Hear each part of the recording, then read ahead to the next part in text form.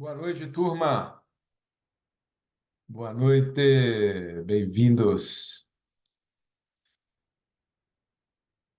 Espero que vocês estejam bem, apesar das condições tristes que o nosso Rio Grande do Sul está passando, né?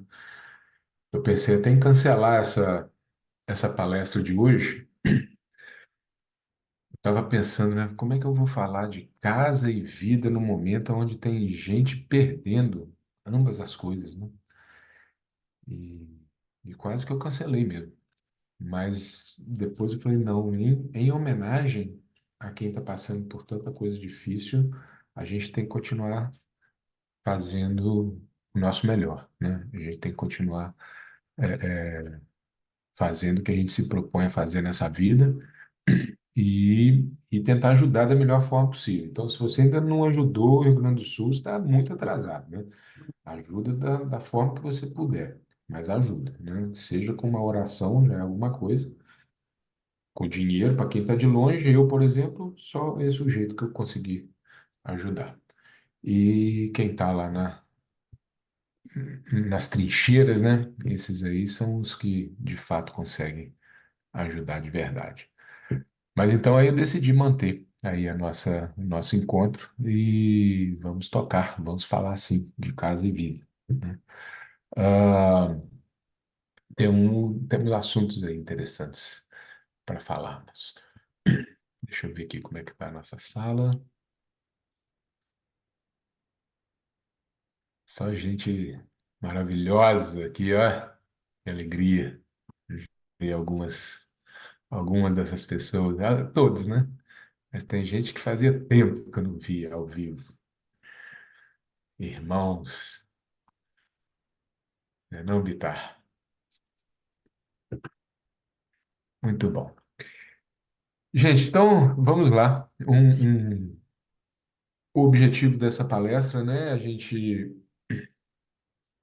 trocar um pouco de ideias sobre a relação que a casa tem na nossa vida, né, de diversas naturezas e de diversas esferas e dimensões diferentes, mas esse palco silencioso que é a casa e os ambientes, né, a experiência humana, ela ocorre sempre dentro dos Chegar ambientes. onde no computador hoje?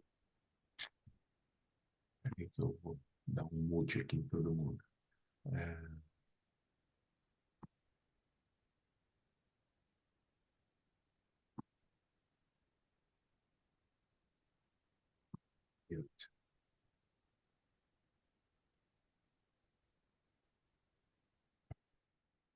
Então, a experiência humana, ela ocorre, gente, sempre em um lugar, sempre em um espaço, né? A experiência humana, ela nunca ocorre fora disso. Então, esse vai ser o nosso pano de fundo, né? Aí do nosso bate-papo, né? O James Hillman, que era, né, um filósofo aqui americano, ele Ele falou muitas coisas interessantes, mas essa frase dele, para mim, resume, né, o que a gente, a ótica que a gente deveria considerar os nossos ambientes, né, que há relações entre os nossos hábitos e os nossos habitats, né? Ou as nossas habitações. Aqui em inglês, there is a relation in between our habits and our habitats. A palavra é muito parecida, né? Habits and habitat, é bem juntinho. Já em português, o radical é o mesmo, né? Hábito, mas e habitações, mas já muda bastante a palavra, né? Hábito e habitação. Agora, habit e habitat é bem parecido, né? E, e dá para viajar aí, né? Habit at, né? É o hábito no lugar, né? Mas enfim. Então, toda a nossa experiência ela está embasada, né, num pano de fundo silencioso, mas extremamente ativo, que é o ambiente, né? A gente casa num templo, né, numa igreja ou num cartório, porque não é religioso, mas o casar, o evento casar, a experiência disso sempre vai ocorrer num espaço, vai ter um lugar, nem que seja um restaurante, vai ter alguma coisa, né? Se não é morar junto, estamos morando junto. Então você vê como é que define, né? O espaço, a ida ao local, né? Já definiu. Se a gente está doente, vai ao médico, vai ao hospital, tem o local, tem a hora para isso, né? Ah, se eu vou para a escola tem um local, né? Então, tudo tem o seu lugar, tem o seu espaço, né? E a gente se conecta emocionalmente, isso é óbvio, né? Todo mundo se conecta emocionalmente com os espaços, mas essa conexão emocional, ela não está desconectada do fisiológico, ela não está desconectada do espiritual, ela não está desconectada eh, do mental, das relações, né? O ambiente vai sempre prover esse espaço silencioso, mas nunca neutro. E é esse é o grande lance, né? É o que o James Hillman comenta. A relação entre os nossos hábitos e as nossas habitações. A habitação e o hábito estão juntos, nunca é neutro, nunca é insalubre essa relação. Desculpa, insossa essa relação. Ela pode ser insalubre, pode ser saudável, mas neutra ela não é nunca, né? Um exemplo aí, eu acho que quando eu penso, né, se a gente quiser fazer o exercício aí, que vocês quiserem pensar, numa coisa boa da vida de vocês, né? Pensar num momento bom da vida, numa época boa ou num evento específico da vida. Se você fechar o seu olho agora e pensar assim, meu, eu quero uma lembrança de um momento feliz ou de uma época feliz na vida. O que que vai vir aí na sua mente, né? Vai vir pessoas, certamente, mas sem dúvida nenhuma vai vir um local, né? O meu local é a cozinha da minha avó, né? A minha avó, ela construiu essa cozinha aqui do lado de fora da casa. Era para ser uma garagem, né? Era até uma garagem, eu acho. E aí ela fechou isso aqui e transformou numa cozinha. Aí aqui na esquerda aqui é onde ficava a casa. A casa tinha uma cozinha lá dentro. E quando eu estava montando essa apresentação, eu mandei uma mensagem para minha mãe e falei assim: minha mãe é essa, nessa época aqui, mocinha, e eu sou esse aqui no meio aqui. É, eu mandei uma mensagem para minha mãe e falei assim: me manda foto da cozinha da avó. Eu não falei para que era, não. Ela falou assim: você quer a cozinha de verdade? Aquela lá de fora ou a cozinha de dentro da casa, aquela amarela que ninguém usava? E, E eu falei, não, quero a cozinha de verdade, porque existia uma cozinha dentro da casa que não usava. Minha avó gostava, essa cozinha enorme, era gigante a cozinha, e a vida acontecia ali dentro. Então, quando eu lembro de um momento muito feliz da minha vida, eu lembro dessa fase que foi uma fase gigante. Começou na construção dessa cozinha, isso aqui é uma foto durante a construção da cozinha, tá aqui os materiais de construção, tudo, chão ainda sem, né, sem piso, sem nada. Ah, e, e- e- e isso aqui já é uma foto de bisnetos da minha avó, né? Com essa cozinha aqui tendo sido usada durante décadas entre uma foto e a outra aqui. E a quantidade de histórias que aconteceu nessa cozinha e a vida da casa da minha avó girava em torno dessa cozinha, né? Então não foi só quando eu era bebezinho, mas foi até a idade adulta. Esse era um local de união, era um local de felicidade, era um local de troca, era um local de compartilhamento e principalmente um lugar dos conselhos, né? Era onde a avó dava os conselhos. Ali batia ali de manhã e comia muito também, né? Que era mineira, com descendente, com ascendência italiana. Então era quatro, cinco refeições por dia e tinha que comer e repetir, senão ela ficava triste. Ah, mas, então, essa é uma conexão emocional que eu tenho, né? Eu imagino que vocês também, imagino, não, tenho certeza que vocês têm um ou vários lugares assim na vida de vocês. Mas os lugares, eles não são apenas emocionais, né? Não é apenas a conexão emocional. Existe uma questão funcional dos lugares que interrelaciona com essa função emocional, né? Existe uma estrutura física, existe uma dinâmica de design, existe os materiais que são escolhidos, existem as tecnologias e os seus efeitos colaterais que têm efeito sobre a nossa psique, sobre a nossa fisiologia e, consequentemente, sobre o resultado da experiência que a gente tá, que a gente tem. E aí eu separei alguns exemplos para ilustrar para vocês algumas dessas coisas que têm um impacto gigante na nossa experiência humana, mas que têm elementos funcionais por trás, silenciosos, mas funcionais por trás disso, né? Um deles é o que eu chamo de porta-balcão. Eu tinha esquecido como é que chamava isso, né? Ontem eu pedi o Manuel e ele me lembrou que chamava porta-balcão, esse tipo de porta que eu vou comentar, que essas portas que abrem, né? Porta inteira, assim. E não foi trocadilho que eu coloquei a imagem do cão aí, não, tá, gente? Não é só porque eu sou mineiro e aí eu quis fazer trocadilho e botei um cão junto da porta balcão, não. É porque eu já tinha escolhido essa imagem já e entrou aí. Mas eu trabalho, né, como especialista em edificações saudáveis desde 1998, 99. Foi quando comecei a estudar isso. Então, já vamos aí com 25 anos eh, nessa história. Então eu tenho centenas de cases, né, que eu vou trazer alguns aqui para vocês. Um desses cases, tinha uma família em São Paulo, que tinha uma casa no Guarujá de praia. E essa família, normal, vivia bem, tudo tranquilo, e eu não sabia da existência dessa família. Infelizmente, eu sou chamado nas casas, em 99,9% dos casos, quando as coisas não estão indo bem, né?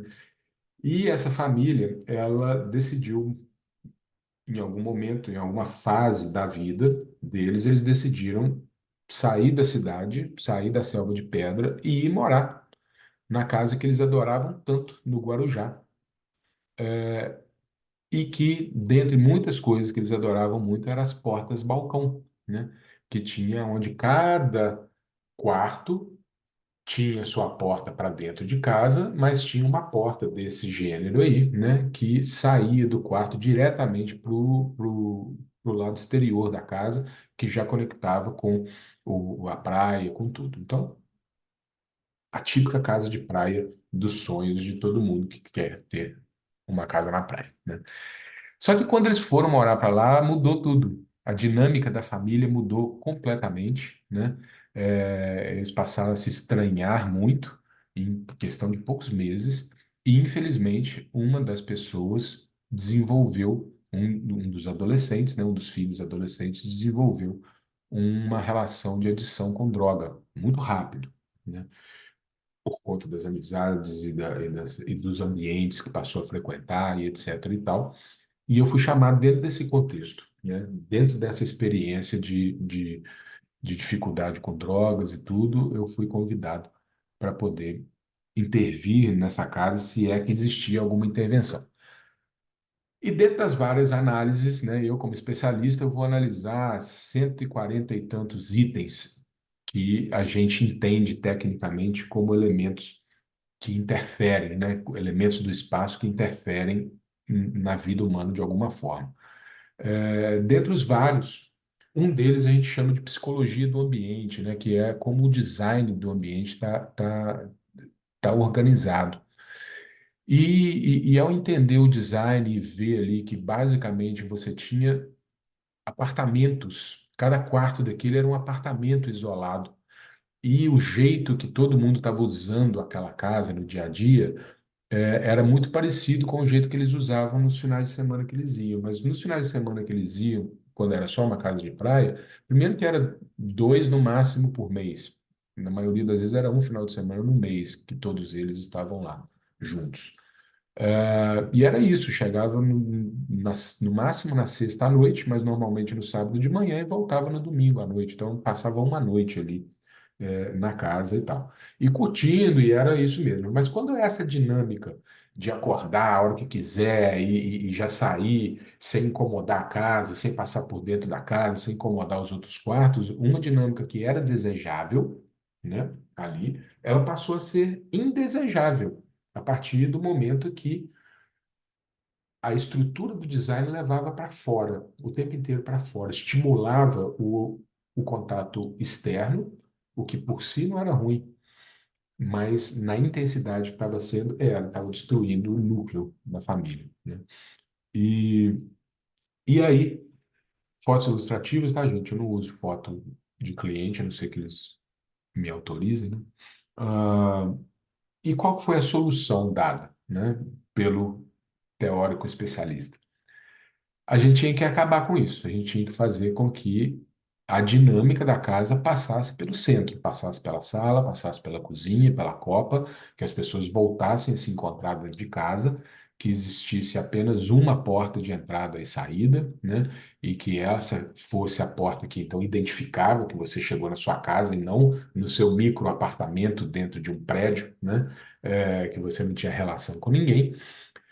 E a família aceitou o desafio. A gente teve uma pequena obra de literalmente cortar as portas, né, na metade, para fazer a parte de cima ficar aberta, porque afinal de contas é praia, é calor e tudo, né? Mas fechar a parte de baixo e a parte de baixo a gente fechou e trancou, né?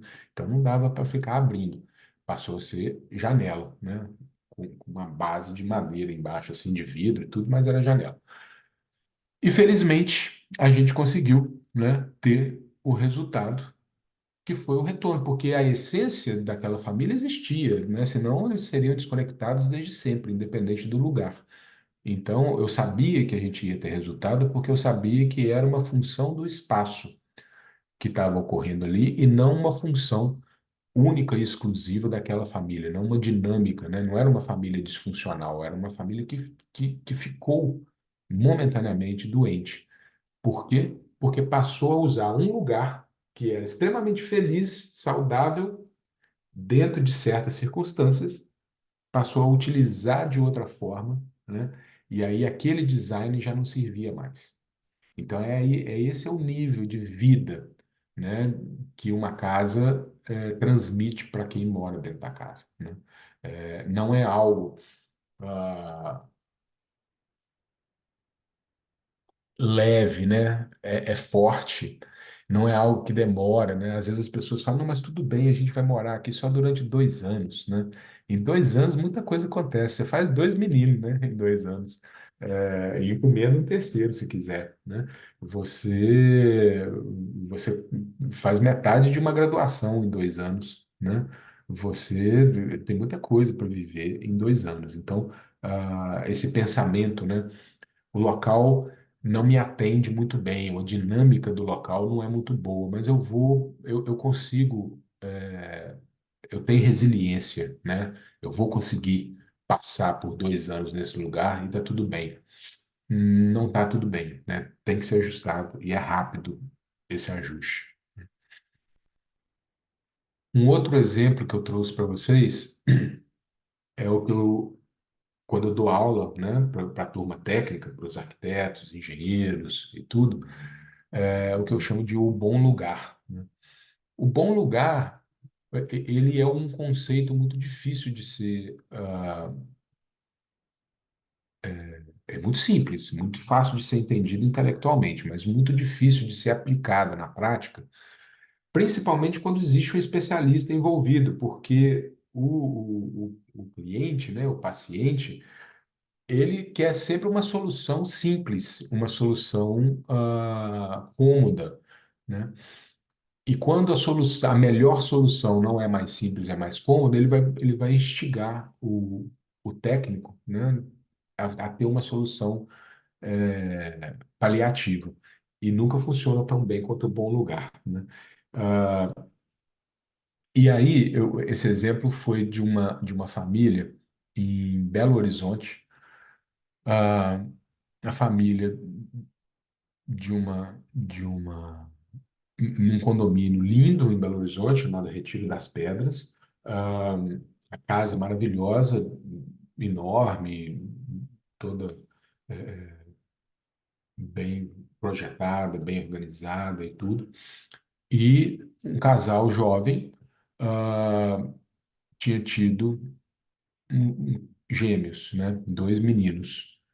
E esses meninos eram extremamente alérgicos, né? E o sistema imunológico muito baixo,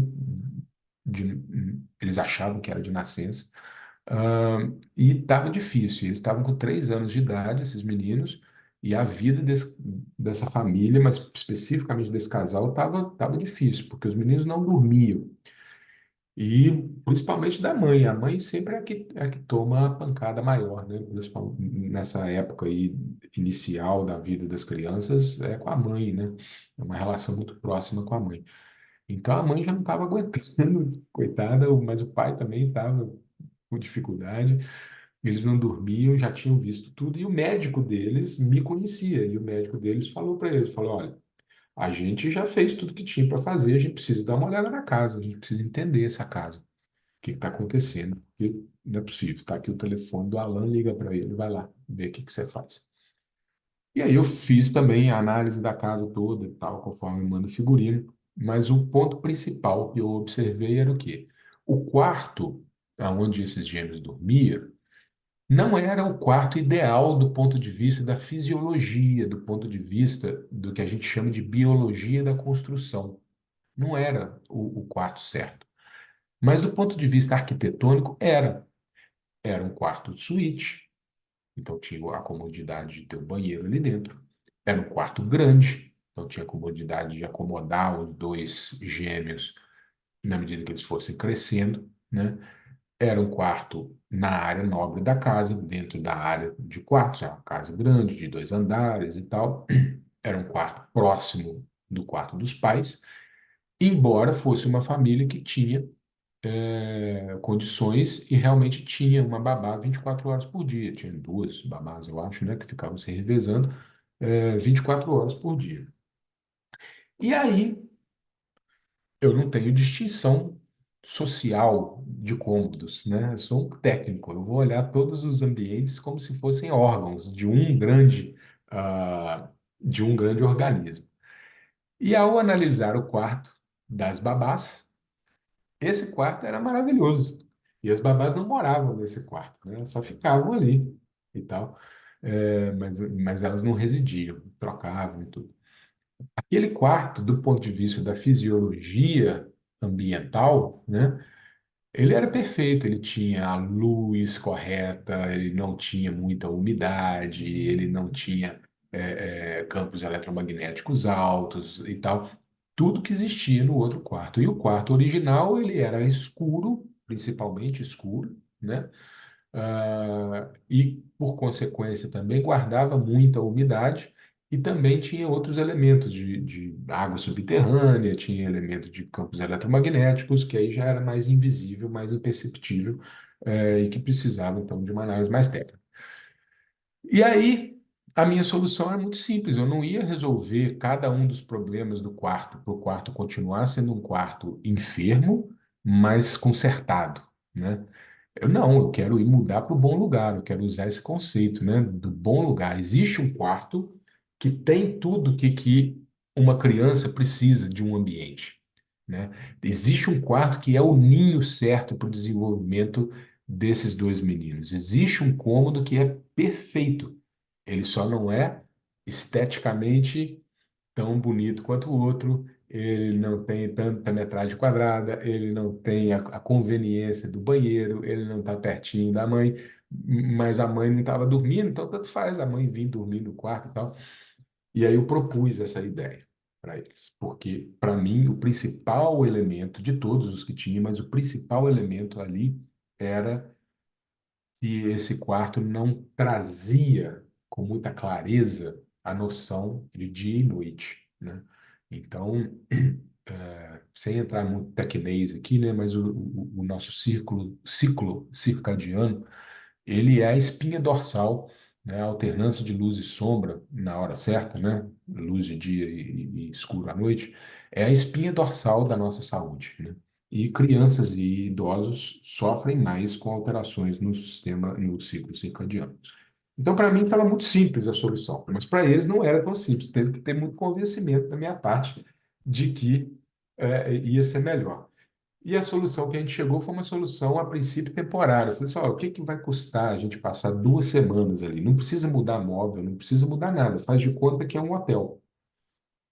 Seus meninos vão dormir num hotel durante 15 dias. Você vai estar junto, e tal, você pode dormir junto, tá tudo certo. Não tem problema nenhum. E depois de 15 dias a gente faz uma decisão. Combinado? Combinado. Passou 15 dias, eu não ouvi deles e não lembrei também. E na minha, eu normalmente contato um cliente 30 dias depois de implementar as coisas, mas eu nem sabia que tinha sido implementado. Eu sei que passou um tempo. E aí eu estava numa reunião e foi chegando um monte de mensagem de WhatsApp, de áudio e umas fotos, né? Também essa não é foto real, tá? É, os meninos tinham 3 para 4 anos de idade. Dos meninos completamente enlameados no quintal, totalmente de lama de cima até embaixo. Os áudios da mãe chorando, agradecendo, dizendo que ela já tinha perdido a esperança de ver aquela imagem, que simplesmente pisar naquela grama há poucos meses atrás era sinônimo de ir para o hospital com eles. E que ela perdeu eles de vista uns segundos, estava com a babá, eles saíram por conta própria, começaram a brincar lá fora e jogar barro e se enlamear e tal, e felizes da vida e tudo certo, né? Então, você vê, esse era um ambiente que, diferente do caso da porta-balcão, né, o ambiente já era insalubre desde o início, não era só uma questão de uso, né? Qualquer pessoa que usasse aquele ambiente ali ia ter problema.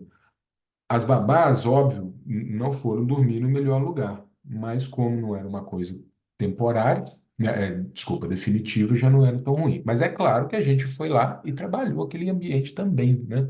É claro que eu instaurei desumidificadores, a gente colocou lâmpadas mais quentes lá dentro, né? Os campos eletromagnéticos a gente deu vazão para eles, colocamos soluções para diminuir os impactos geofísicos e tudo. Então, a gente fez os curativos que tinha que fazer. Mas o bom lugar não tem substituto para ele, né? E aí, infelizmente ou felizmente, né? É uma questão técnica. Você tem que saber identificar quando é que um lugar é bom ou não. Não é só estética, não é só, né, o posicionamento daquele dentro da casa que define se o espaço é bom ou não. São muitas variáveis. E o último exemplo que eu trouxe aqui para a gente, e aí eu vou abrir a pergunta, se vocês tiverem, também na cidade de Belo Horizonte, numa outra época, mas também na cidade de Belo Horizonte, eu tive um caso que também veio a partir de um médico, aonde a gente tinha um casal que não conseguia engravidar. E os casos que eu trouxe hoje são todos de família, né? Nós vamos repetir essas aulas aqui, né? E eu vou trazer outros casos que interagem com outras áreas da experiência humana, né? De finanças, a trabalho, carreira, né? E outras coisas assim. Mas hoje eu trouxe todos relacionados à família. Ah, e então esse casal estava tentando já engravidar há um tempo, não estava conseguindo. Eventualmente, um médico, outro médico, me encaminhou para que eu pudesse dar uma analisada na casa. Mesma historinha, né? A análise é a mesma. Fomos lá olhar a casa e tal. E era um apartamento de cobertura, né? Então, um ambiente bom e tudo. E na cobertura, na parte superior, tinha uma sauna. E eu achei interessante. Falei, nossa, que legal. E vocês usam bastante essa sauna? Eles falaram assim, ah, a gente usa e tal. E aí eu analisei, fui analisando tudo da casa, e uma das coisas que a gente analisa são os químicos da casa, né? A casa, ela pode ter, pode não tem, né? Os produtos de limpeza, os aromatizantes, tudo que tem hoje em dia, que solta cheirinho e tal, tem produtos químicos. Isso é sempre uma coisa a se ter cuidado, né? Então, o que que eu fiz? Eu fui analisar. Falei, quanto tempo vocês usam essa sauna? Ah, a gente usa quase todo dia. É uma coisa que a gente gosta, é um momento de intimidade do casal. Falei, ah, tá, entendi. E aí eu fui olhar e tinha a essência que eles usavam para poder aromatizar o ambiente. Eu falei, que legal. Aí eu peguei e fui e peguei as informações da essência. Lógico que eu não sei todos os produtos químicos de cabeça, sei alguns, mas eu peguei e fui fazer a análise de produtos químicos de casa que a gente tem um procedimento para fazer. E aí fui fazer o procedimento e cheguei no princípio ativo dessa substância. No princípio ativo, não. O princípio ativo era coisa de eucalipto, essência de eucalipto. Essência é sempre ruim, então por isso que já me alertou. Óleo essencial é bom, mas essência é ruim. Aí eu já fui analisar, porque eu estava achando que o problema ia ser a essência. Eu já sabia que era, mas eu ia fazer. Mas aquele composto, aquele produto específico, tinha um emulsificante, tinha uma coisa que fazia ficar líquido, chamado nonoxinol 9. E esse elemento é um elemento espermicida, ele é utilizado, né? Antigamente se usava mais como método contraceptivo pomadas espermicidas. E o inoxidil 9, ele não só é um elemento emulsificante, mas ele é também um princípio ativo espermicida. E aí, então, explicou-se por que que aquele casal, né, principalmente o marido, tinha contagem baixa de espermatozoides e tal. Descontinuamos o uso daquilo, né? Deu tempo ao tempo da natureza metabolizar tudo aquele nonoxinol 9 que tinha no corpo deles e fisicamente a gente limpou e tal, como é que tinha que ser, e passado alguns meses ela engravidou, né? Então, a vida quer fluir, às vezes é a gente que atrapalha, né? Sem saber, mas atrapalha. Mas são exemplos desse palco, né? São exemplos desse palco desse palco silencioso, mas não neutro, que eu comentei no início, né? E todas essas experiências humanas, né? Essas experiências de união, de família, de saúde, de crescimento, de conexão, né? Dessas pessoas, estava sendo silenciosa, mas insalubremente afetadas pelo palco onde essas experiências estavam acontecendo, né? Então, isso são exemplos que eu trouxe, né? E eu quis montar essa aula em formato de exemplo para trazer para vocês, para que a gente pudesse entender, né, de forma mais concreta e menos técnica, de que o nosso ambiente, ele é um ambiente sempre ativo. E a gente quer que essa atividade seja positiva, que ela seja saudável, mas o ambiente nunca é neutro, né? Às vezes o ambiente é negativamente ativo, né? Ele influi de uma maneira que não é saudável, mas também a gente pode resolver isso, né? Essa que é a parte boa da história, né? Então, eu deixo aí essa frase aí do Carlos Drummond de Andrade e vou abrir para perguntas que tiver, né? Que a gente precisa sim cuidar da casa, né? Precisamos analisar, não só arrumar a casa, mas precisamos analisar a casa, né? Do ponto de vista técnico, entender quão saudável essa casa está, mas tem que ser de um jeito que a gente viva nela, né? E principalmente que a gente reconheça nela o nosso lugar, né? Se a gente é né? Se somos espíritos vivendo uma experiência humana, né? E dentro dessa experiência, a gente busca se reconhecer, né? A gente também precisa encontrar o lugar que vai apoiar isso, né? Para que a gente possa se reconhecer. Então, esse poema é muito bonito. Depois, quem quiser, digita, né? Casa Arrumada. Ele é grande, eu peguei só o finalzinho dele. Casa Arrumada. Carlos Drummond de Andrade. É lindo esse poema. Vejam aí. Deixa eu liberar aqui. Quem quiser fazer pergunta, pode ou botar no chat ou pedir para liberar o microfone que eu libero. O microfone aqui. Pede aí no chat.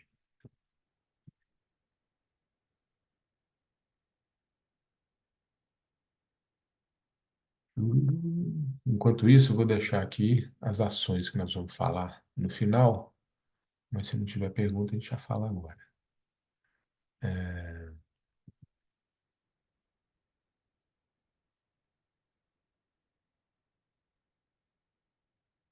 Jaqueline comenta, lindo esse poema, é bonito mesmo, Jaqueline. A Luana comenta, muito legal essa aula, essas interações da casa com os hábitos. Isso aí.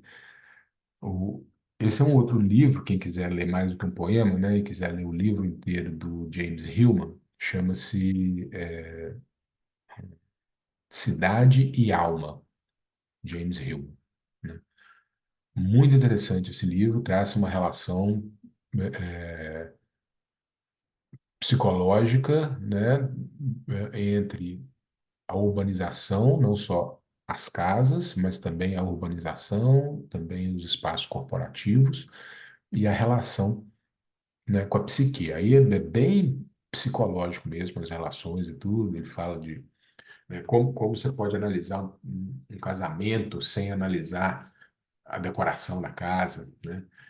E tudo. Então, na verdade, o livro é voltado para sensibilizar os psicólogos que eles não podem ignorar, simplesmente receber a pessoa dentro do consultório e ignorar o ambiente da casa. Só que, infelizmente, ele ainda não conseguiu sensibilizar, né? O livro foi escrito, então, acho que na década de 90, 80, 90.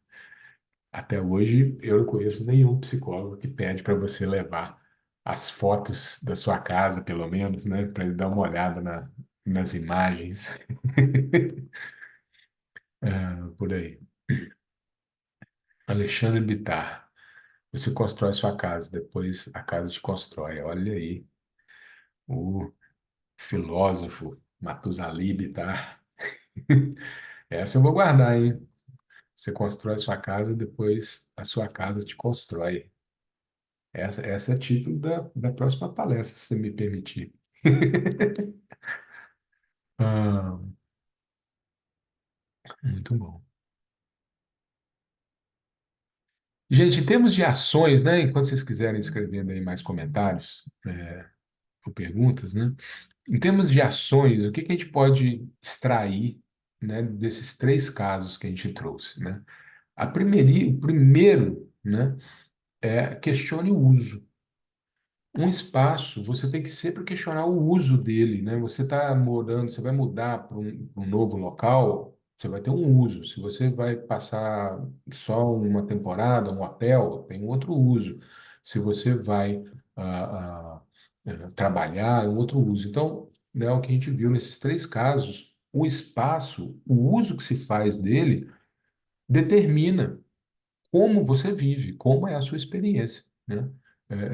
Então, primeiro lugar, é importante, mas isso aí é um outro nível de análise, né? O importante é você saber o que que você quer da vida, né? Qual que é o seu propósito de vida. Isso daí é papo para outro dia, né? São as intenções da casa. Isso é uma outra aula que eu quero dar para vocês, as intenções da casa, né?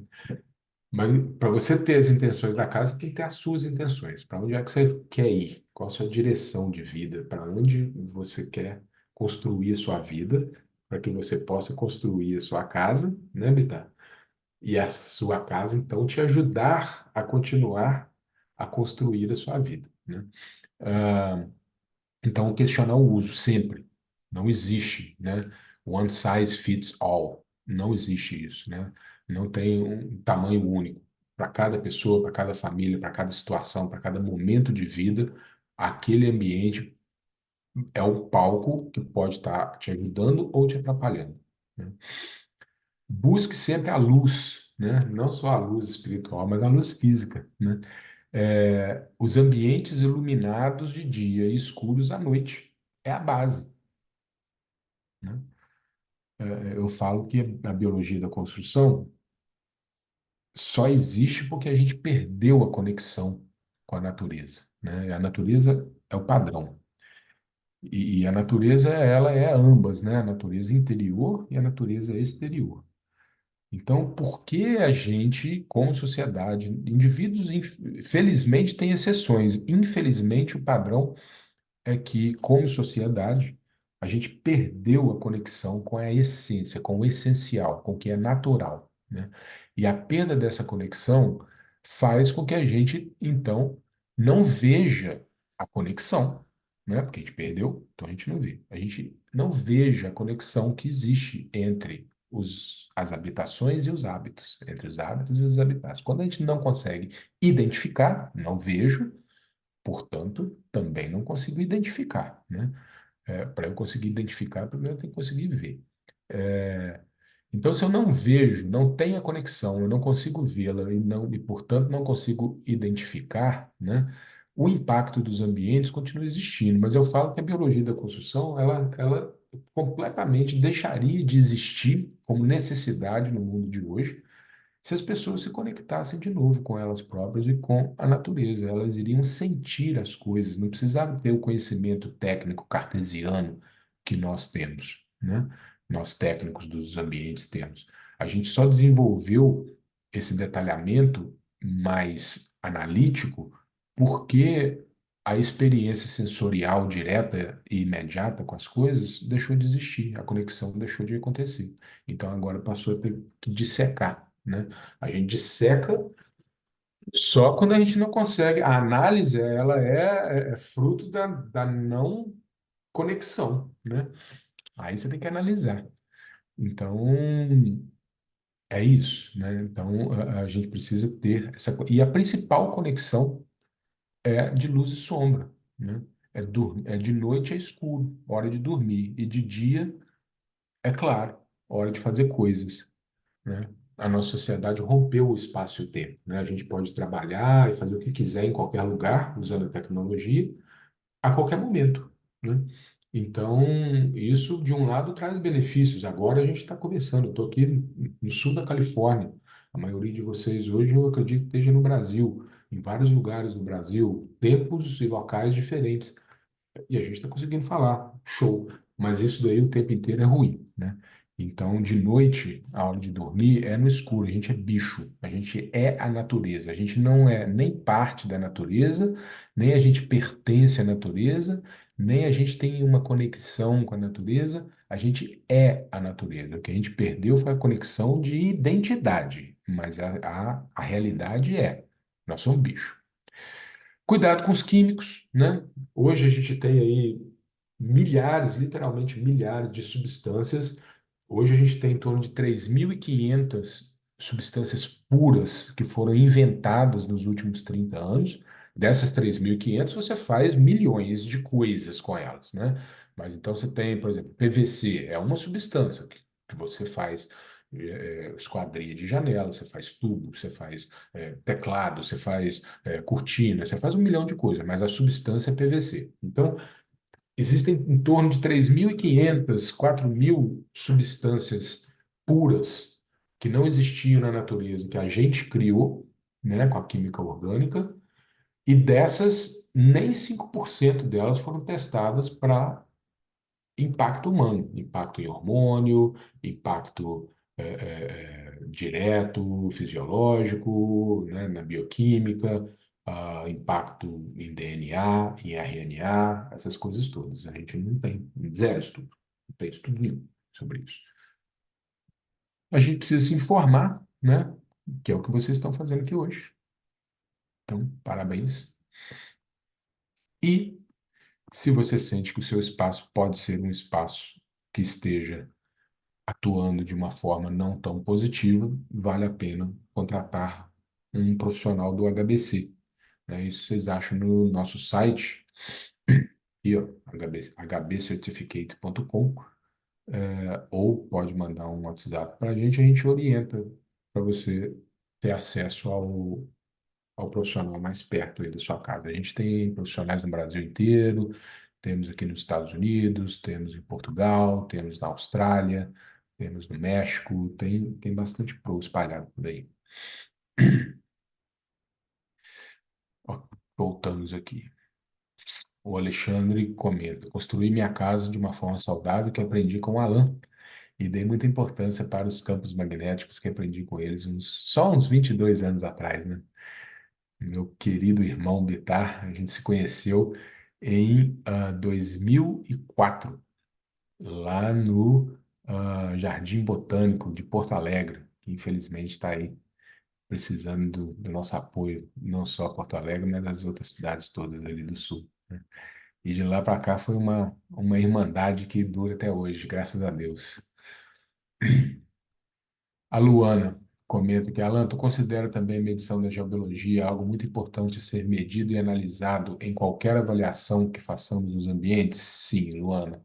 A avaliação de ambiente pressupõe, né, a geobiologia, mas se você só tiver elementos mais cartesianos, concretos, né, que é o caso do HBC, a geobiologia ela é muito ampla, eu amo a geobiologia, todas as energias e tudo, mas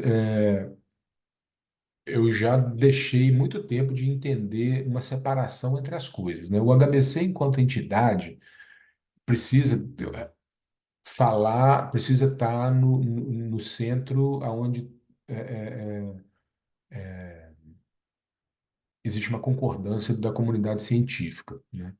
Agora, a gente, como indivíduo, não precisa estar circunscrito a isso. E para mim tudo é energia. Então, quando você está falando de luz, luz é energia. Quando você está falando de som, som é energia. Né? Quando você está falando de campo eletromagnético, isso é energia. Você está falando de cores, isso é energia. Agora, também existem as energias, ditas energias, né? Rotuladas como energia, né? Que são as águas subterrâneas, que são as linhas Hartmann, que são as influências de geometria sagrada, todas essas coisas são formas de energia. A única diferença entre umas e outras é que umas você vê, outras não, né? É só o nível de balanço daquela onda, né? Você está balançando muito, provavelmente você não vai ver, tem uma frequência muito grande e você não vai enxergar, seja eletromagnética, seja espiritual, seja lá qual for.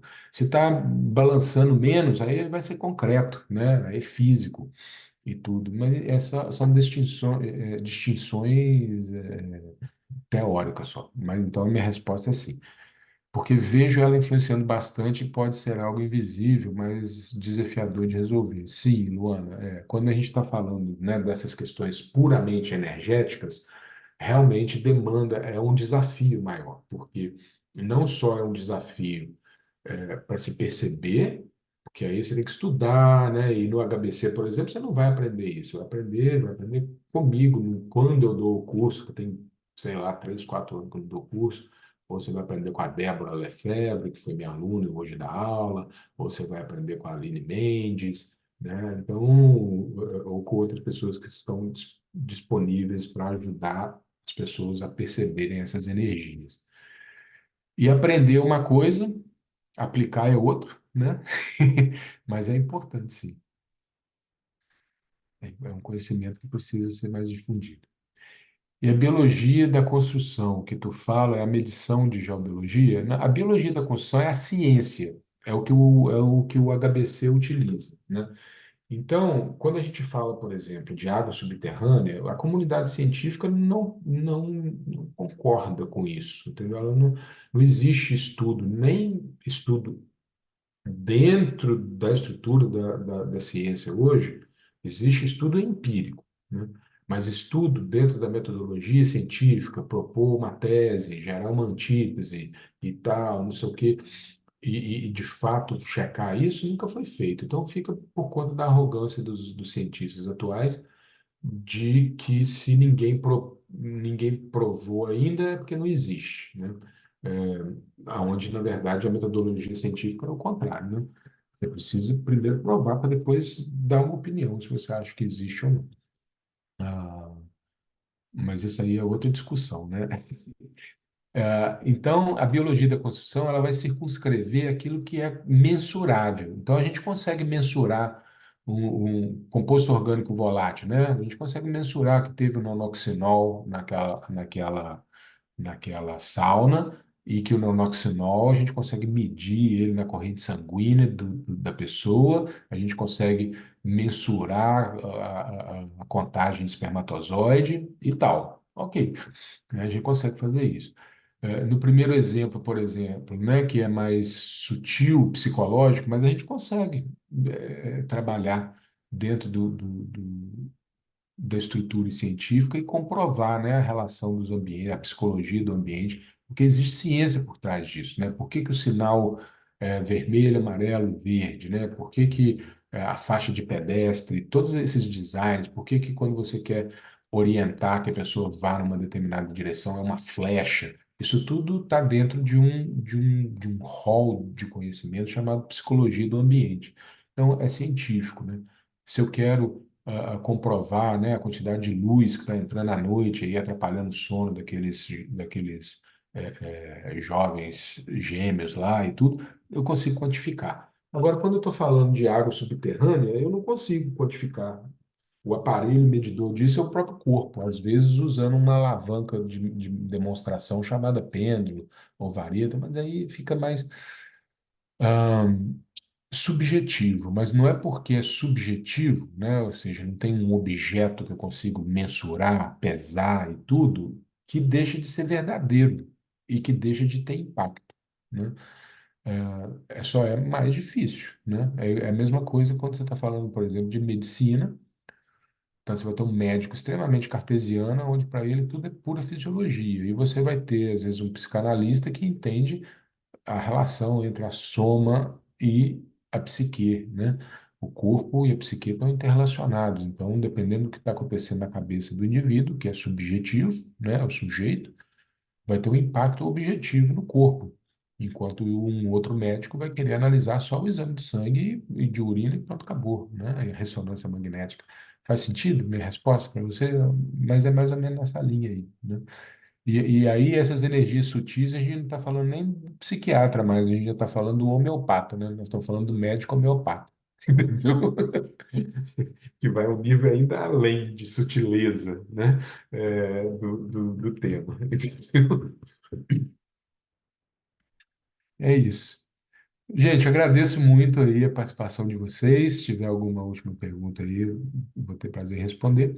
Eu não lembro exatamente que dia que é, mas a gente tem marcado aí. Eu quero dar essa aula uma vez por mês, né? E vou trazer cases diferentes quero sensibilizar as pessoas cada vez mais sobre o impacto ah, que a casa tem sobre a nossa vida, sobre a nossa experiência humana, sobre a nossa missão aqui nesse mundo, né? E, e é isso. Tá aí o contato, o site e o WhatsApp do HBC. Se vocês tiverem outras perguntas depois, manda que a gente responde, tá? A Tânia comenta aqui, são tantos fatores que os ambientes influenciam na nossa saúde, na vida, que traz um estudo amplo e profundo. Adoro ouvir e aprender com você. Muito obrigado, Tânia. É para isso que existem os HBCs Pro, né? Por isso que eu sugeri aqui, ó, contrate um Pro. Não é porque eu estou fazendo jabá para eles, não, mas é sim também, né? Estou fazendo jabá para os pros, mas é que é literalmente uma ciência, tem muitos elementos, como a Tânia falou, né?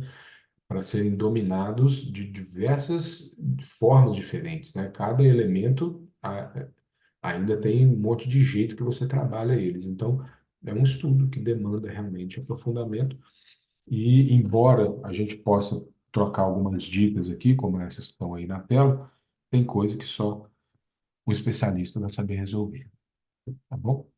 Ana Cláudia, adorei. Muito obrigada por despertar a curiosidade e buscar mais sobre esse assunto. Estamos à disposição para a sua curiosidade aí positiva, Ana. Gente, um beijo para vocês, bom restante de semana. Novamente, né, a minha solidariedade aí com o Rio Grande do Sul. Se você ainda não está participando de alguma forma disso, você está atrasado. Faça algo já. No Instagram tem 1 milhão de pessoas dizendo 1 milhão de formas que você pode se envolver. Busque uma delas e se envolva, tá bom? Um beijo e a gente se fala. Ah, amiga da Ornella, que legal. Ornella queridíssima. Beijo então, turma.